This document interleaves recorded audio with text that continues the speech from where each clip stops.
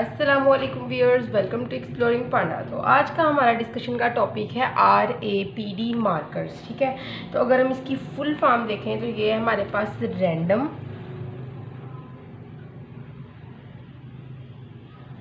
Amplified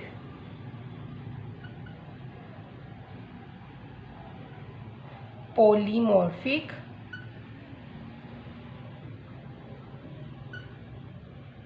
DNA markers. ठीक है, full form है इसकी random amplified polymorphic DNA markers. ठीक है, तो RAPD एक मोलिकुलर मार्कर है। जो मोलिकुलर मार्कर है इसका फुल जो है वो मैंने इंट्रोडक्शन प्लेलिस्ट के अंदर अपलोड कर दिया है। मोलिकुलर मार्कर ही उस प्लेलिस्ट का नाम है, आप वहाँ पे जाके इसको डिटेल में स्टडी कर सकते हैं। उसी प्लेलिस्ट में मैंने RFLP और SNP मार्कर की भी वीडियोस अपलोड कर दी हैं। ठीक है ना, तो अभी हम बात कर रहे हैं RAPD मार्कर की। ठीक है, तो एक मोलिकुलर मार्कर है। मोलिकुलर मार्कर जो होता है ये बेसिकली होता क्या है, ये एक DNA सीक्वेंस होती है। ठीक है ना, molecular marker is a DNA sequence.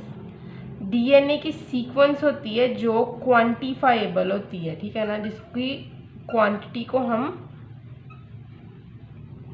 Major कर सकते हैं। ठीक है, ये क्वांटिफाइबल होती है और इसको डिटेक्ट किया जाता है इजीली, बहुत आसानी से इस DNA सीक्वेंस को हम डिटेक्ट कर सकते हैं। ठीक है, और हमें ये बताती है कि इंडिविजुअल्स जो होते हैं, दो इंडिविजुअल्स हैं एक ही स्पीशी के। ठीक है ना, या फिर दो इंडिविजुअल हैं डिफरेंट स्पीशी के। ठीक है ना, एक ही इंडिविजुअल के दो एक ही स्पीशी के दो इंडिविजुअल या डिफरेंट स्पीशी के दो इंडिविजुअल किस तरह एक दूसरे से जेनेटिकली डिफरेंट है। ठीक है ना, तो ये DNA सीक्वेंस बताती है कि दो इंडिविजुअल हैं। ठीक है, ये इंडिविजुअल जो होते हैं ये एक ही स्पीशी के हो सकते हैं या फिर डिफरेंट स्पीशी के हो सकते हैं। ठीक है ना, तो ये किस तरह जो है वो ये दोनों इंडिविजुअल एक दूसरे के साथ ना जेनेटिकली डिफरेंट है। ठीक है ना, इनके अंदर जेनेटिक डिफरेंस क्या है दो इंडिविजुअल के दरमियान में, और ये जेनेटिक डिफरेंस जो होता है ना ये हेल्प करता है जेनेटिक फिंगरप्रिंटिंग में। This genetic difference help in genetic finger printing. ठीक है, तो एक मॉलिक्यूलर मार्कर की मैंने थोड़ी सी आपको डिटेल बता दी है। इसकी जो है फुल डिटेल डोमिनेंट मार्कर का कॉन्सेप्ट और बाकी सारी जो पूरी डिटेल है ना वो मॉलिक्यूलर मार्कर की प्लेलिस्ट में अपलोड कर दी गई है, आप वहाँ पे जाकर इसको डिटेल्स देख सकते हैं। तो अभी हम आप अपने टॉपिक के ऊपर आते हैं RAPD मार्कर्स। ठीक है, तो ये RAPD मार्कर्स जो है ये हमारे पास एक डोमिनेंट मार्कर्स है। ठीक है, डोमिनेंट मार्कर्स। ठीक है, एक डोमिनेंट मार्कर्स होते हैं तो ये लेकिन ये so it can't identify heterozygous individual. Dominant marker हमें पता है कि कौन से मार्कर डोमिनेंट मार्कर होते हैं जो आइडेंटिफाई नहीं कर सकते हेट्रोजाइगस इंडिविजुअल को, ये आइडेंटिफाई नहीं कर सकते हैं। ठीक है ना, हेट्रोजाइगस जो इंडिविजुअल्स होते हैं ना उनको ये आइडेंटिफाई नहीं कर सकते। मतलब हेट्रोजाइगस के केस में ये या तो मदर के बारे में ही बताते हैं, मदर की आइडेंटिफिकेशन कर देते हैं, या फिर फादर की कर देते हैं। एट ए टाइम ये दोनों की, मदर और फादर की आइडेंटिफिकेशन नहीं कर सकते डोमिनेंट मार्कर। तो RAPD भी एक डोमिनेंट मार्कर है। ठीक है, तो जो RAPD होता है हमारे पास ये डिटेक्ट नहीं कर सकता एलीलिक वेरिएशन को। ठीक है ना, इट कांट डिटेक्ट। ठीक है, मेरी मार्कर थोड़ी सी नहीं बल्कि बहुत ज़्यादा ही ख़राब है, न्यू मैंने ये ली थी। Any how can detect allelic variation. Allelic variation को ये डिटेक्ट नहीं कर सकते जिस तरह ये डिटेक्ट करती हैं। कौन कौन सी चीज़ें एलीलिक वेरिएशन को डिटेक्ट मार्कर से एलीलिक वेरिएशन को डिटेक्ट कर सकते हैं, कौन कौन से मार्कर एलीलिक वेरिएशन को डिटेक्ट कर सकते हैं? जस्ट लाइक RFLP डिटेक्ट कर सकता है, SSR मार्कर डिटेक्ट कर सकता है और SNR मार्कर जो है ये SNP मार्कर अलीलिक वेरिएशन को डिटेक्ट कर सकता है, ठीक है। लेकिन RAPD डिटेक्ट नहीं कर सकते अलीलिक वेरिएशन को, ठीक है। तो it is a PCR based process. RAPD marker का जो प्रोसेस है ये एक PCR बेस्ड प्रोसेस है, ठीक है ना। It is a PCR based process. तो इसको हम क्या कहेंगे, PCR जो होगा RAPD के केस में, जो PCR होगा इन RAPD केस, इसको हम क्या कहेंगे, APPCR। फुल फॉर्म इसकी है आर्बिट्रेरीली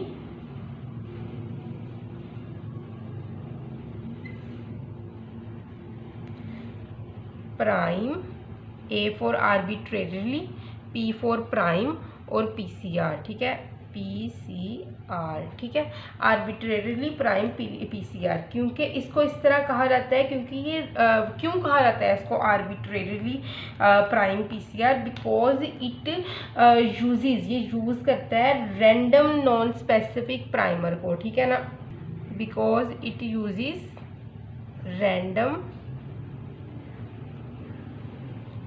नॉन स्पेसिफिक प्राइमर्स, ठीक है। That is why it is called as the arbitrarily primer PCR, ठीक है। तो प्राइमर को ये यूज़ करता है, रैंडम नॉन स्पेसिफिक प्राइमर का ये यूज़ करता है। That is why also called as the random amplified polymorphic DNA, इसीलिए हम इसको RAPD भी कहते हैं, ठीक है। तो PCR जो होता है इसके अंदर आर्बिट्रेरीली प्राइमर PCR यूज़ होता है, ठीक है। यहाँ तक हमने बात कर ली है। क्योंकि जो इसको हम रैंडम एम्पलीफाइड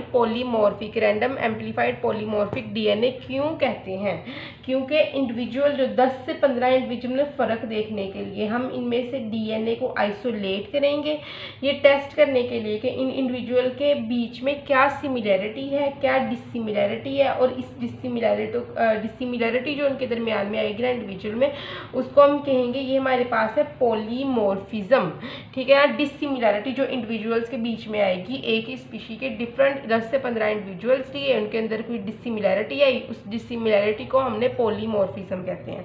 तो हमारे पास ना यहाँ पे दो छोटे छोटे कॉन्सेप्ट हैं, एक है मोनोमॉर्फिज्म,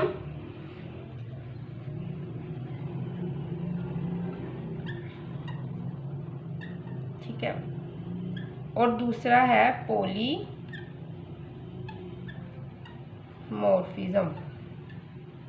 ठीक है। अगर हम मोनोमॉर्फिज्म की बात करें तो अगर जेनेटिक फिंगरप्रिंट्स इंडिविजुअल के सेम है, ठीक है, मोनोमॉर्फिज्म की केस में क्या होता है, जेनेटिक फिंगरप्रिंट्स ऑफ इंडिविजुअल्स के जो जेनेटिक फिंगरप्रिंट्स हैं वो सेम होते हैं, और पॉलीमॉर्फिज्म के केस में क्या होता है, genetic fingerprints of individuals are different,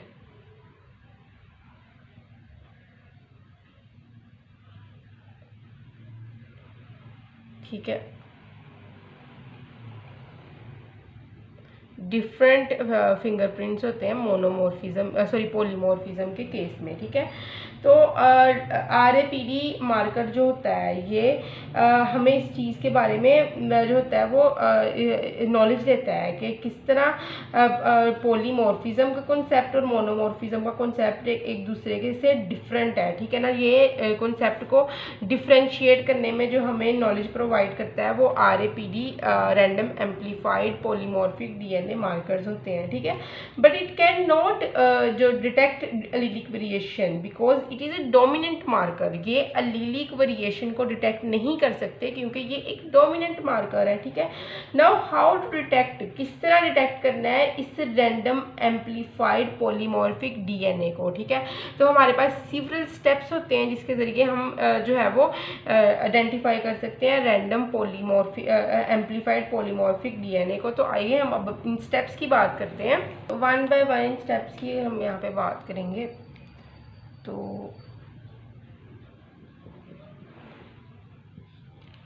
steps में स्टेप नंबर 1 तो बड़ा सिंपल सा स्टेप है जिसको कहते हैं हम DNA एक्सट्रैक्शन।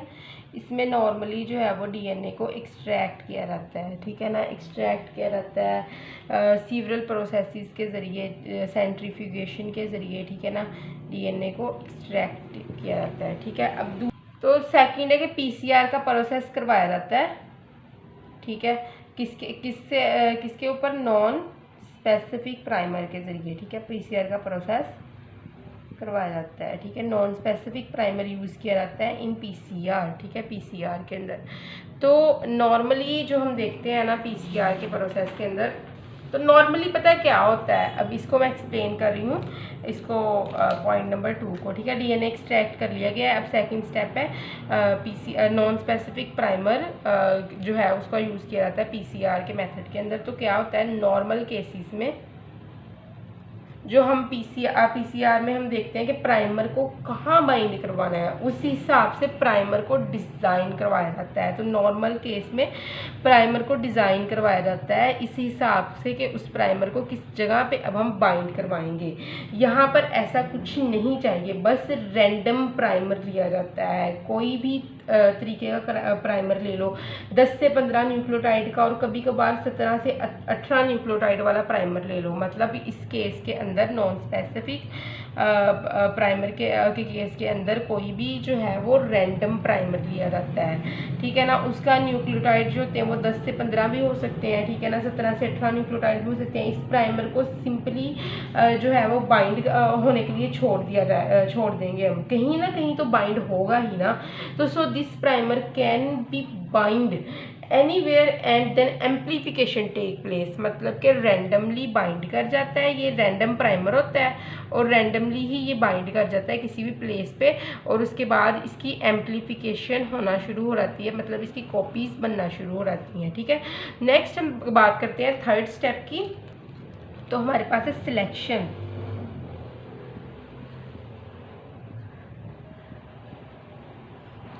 ठीक है।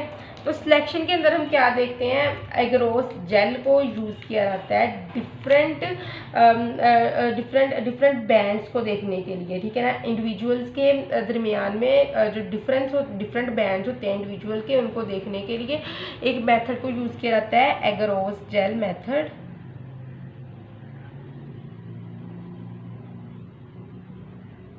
इस मेथड को यूज़ किया जाता है, रन करवाया जाता है इस मेथड को, ये देखने के लिए कि इंडिविजुअल्स में जो इंडिविजुअल्स के डिफरेंट बैंड्स किस तरह शो होते हैं, ठीक है ना। बहुत से बैंड्स एक ही जगह पर आएंगे क्योंकि 99.9% सिमिलैरिटी होती है डीएनए में, इंडिविजुअल्स के डीएनए में, ठीक है। इसी वजह से बहुत से बैंड्स एक ही जगह पे आएंगे, और 0.1% जो होती है ना वो ह्यूमन के बीच में वो डिसिमिलैरिटी होती है डीएनए में, और जिसकी वजह से कुछ बैंड जो होंगे वो अलग अलग होंगे, ठीक है ना। तो दोनों ह्यूमन इंडिविजुअल्स के बीच में और जो अलग अलग आता है इसको हम फिर सिलेक्ट, तो दोनों इंडिविजुअल के बीच में जो बैंड अलग अलग आता है ना इसको हम सिलेक्ट करेंगे और फिर दोबारा प्रोसेस को रन करवाया जाएगा। अगेन सिलेक्शन होगी और देन सिलेक्शन के बाद process is run, again process को रन करवाया जाता है। तो नेक्स्ट हम बात करते हैं 4 स्टेप की।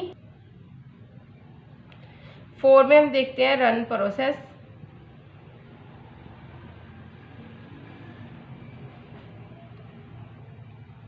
Now after running second time, दूसरी दफ़ा रन करवाने के बाद हमें बेटर रेजोल्यूशन मिलेगी, ठीक है ना। हम एग्जैक्टली डिफरेंस देख सकेंगे इंडिविजुअल्स के बैंड्स के दरमियान में, मतलब 2 इंडिविजुअल्स हैं उनके जो बैंड्स हैं ना उनमें एक एग्जैक्ट डिफरेंस अब नज़र आएगी, क्योंकि इसके अंदर क्या होगा, जब दोबारा प्रोसेस को रन करवाएगा तो बेटर रेजोल्यूशन आएगी और बेटर रिजल्ट मिलेगा, ठीक है ना। हम एग्जैक्ट डिफरेंस देख सकते हैं दोबारा रेजोल्यूशन के बाद, ठीक है।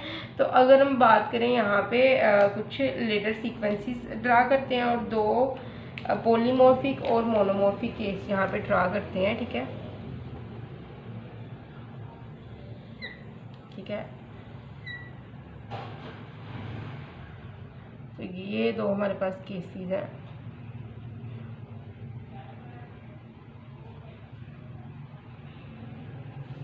तो एक है हमारे पास, ये है हमारे पास मोनोमॉर्फिक केस, ठीक है, मोनो मोनोमॉर्फिक केस होता है और ये हमारे पास है पॉलीमॉर्फिक केस। तो पॉलीमॉर्फिक और मोनोमॉर्फिक मैं आपको पहले भी एक्सप्लेन कर चुकी हूँ, ठीक है ना, वो तो मुझे बताने की ज़रूरत नहीं होगी अब। तो ये ना कॉमन लेटर सीक्वेंस मैं यहाँ पे करती हूँ ड्रा, ठीक है, ये कॉमन लेटर सीक्वेंस है, यहाँ पे भी कर देती हूँ ड्रा।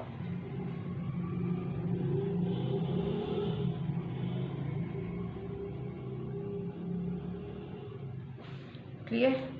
तो नेक्स्ट अब हम हमारे पास क्या है, एक कॉमन लेटर सीक्वेंस भी ड्रा कर चुके हैं हम। अब हम बात करते हैं इंडिविजुअल 1 का, ये जो है वो डीएनए का फ्रैगमेंट, ठीक है, और ये है हमारे पास सेकंड पे इंडिविजुअल 2, ठीक है। तो ये तो मोनोमॉर्फिक केस था ना, मतलब कि मोनोमॉर्फिक केस के अंदर तो बैंड आ रहे हैं वो सिमिलर आ रहे हैं, ठीक है ना, एक ही जगह पे आ रहे हैं लेटर सीक्वेंस के, ठीक है। मोनोमॉर्फिक केस है ये, जो डिफरेंट बैंड्स नहीं शो हो रहे हैं। लेकिन अब हम देखते हैं पॉलीमॉर्फिक केस के अंदर। पॉलीमॉर्फिक केस के अंदर क्या उखाड़ लिया, तो ये इंडिविजुअल 1 है, ठीक है हमारे पास। तो इसके अंदर यहाँ पे आएगा बैंड, फर्ज करो यहाँ आ गया, यहाँ आ गया, ठीक है। और ये है हमारे पास इंडिविजुअल, सॉरी ये 1 था इंडिविजुअल, मैंने 2 लिख दिया, ये हमारे पास इंडिविजुअल 2 है। तो इसमें यहाँ आ गया बैंड इसकी बराबरी पे, ठीक है, इसकी बराबरी पे आ गया। और एक आध मोनोमॉर्फिक केस भी इसमें आ जाता है, ये दोनों बराबरी पे आ गए हैं लीडर सीक्वेंस के, ठीक है ना। ये मोनोमॉर्फिक केस है, थोड़ा स्लाइड सा, तो ये भी इसमें शो हो सकता है मोनोमॉर्फिक केस, ठीक है। स्लाइड सा डिफरेंस भी शो हो सकता है। तो ये जो सीक्वेंस है ना, ये कॉमन लेटर सीक्वेंस है। मैं यहाँ पे लिख भी देती हूँ आपकी आसानी के लिए, ठीक है ना, ताकि आपको याद रहे। कॉमन लेटर सीक्वेंस,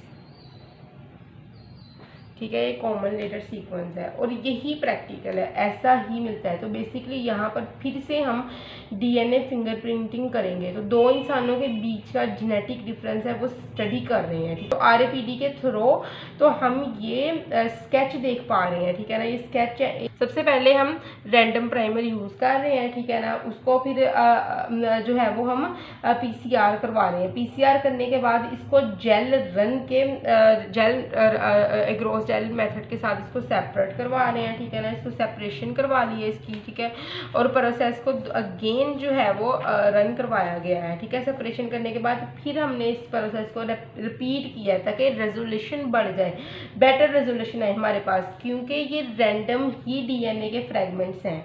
तो रैंडम फ्रैगमेंट बहुत सारी जगह पर अनवांटेड ही बाइंड कर सकते हैं, अनवांटेडली ये बाइंड कर सकते हैं बहुत सी जगह के ऊपर, ठीक है। तो 17 न्यूक्लियोटाइड का अगर प्राइमर है और 10 से 12 सीक्वेंस पर वो अटैच हो सकता है, तो 5 से 6 न्यूक्लियोटाइड में ये अटैच नहीं हुआ तो तो भी वो बाइंड कर जाएगा, ठीक है। पीसीआर जो है वो कैरी आउट हो जाएगा। इसके लिए मल्टीपल टाइम जो है इस प्रोसेस को रिपीट किया जाता है। अल्टीमेटली एक जो है वो एक सीक्वेंस को ऑब्टेन किया जाता है, एक क्लियर डाटा को हम ऑब्टेन करते हैं, एक क्लियर अल्टीमेटली हम एक क्लियर डाटा को ऑब्टेन करते हैं। तो ह्यूमन का जीनोम तो इतना बड़ा है कि इस सारे डाटा की स्टडी इंसान के ब्रेन से तो नहीं होगी, तो कंप्यूटर का यूज़ करना पड़ता है, ठीक है ना। तो एल्गोरिथम बेस्ड सिस्टम यहाँ पे यूज़ किया जाता है। कौन सा, इधर मैं लिख देती हूँ, बल्कि इधर ही लिख देती हूँ, ठीक है ना। कौन सी चीज़ फिर यूज़ की जाती है कंप्यूटर में, एल्गोरिथम बेस सिस्टम, ठीक है, एल्गोरिथम बेस सिस्टम का यूज़ किया जाता है। तो ये एक ऐसा मेथड है जिसका इस्तेमाल करके ना हम ये सारी चीज़ें जो है वो फाइंड आउट कर सकते हैं और इनको स्टडी भी कर सकते हैं, ठीक है ना, और डिफरेंट प्रोसेसेस के अंदर भी इनको यूज़ कर सकते हैं, ठीक है। तो आई होप सो कि आपको आरएपीडी मार्कर की समझ लगती होगी, लेकिन अगर किसी भी किस्म की कन्फ्यूजन है तो आप कमेंट सेक्शन में पूछ सकते हैं। थैंक यू सो मच, अल्लाह हाफिज़।